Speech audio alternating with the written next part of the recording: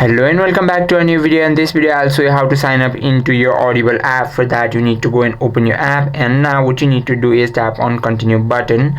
There you will need to tap on create new Amazon create account, and there you need to enter your name, your full name, and then your email address, and then you need to create a strong new password and tap on create your Amazon account. Now it will ask you to solve this puzzle, and after you find that and after you solve that puzzle, it will send you a OTP code on your Gmail. Just go and check it out, copy it and paste it over here and tap on verify button, and here you'll need to verify your phone number.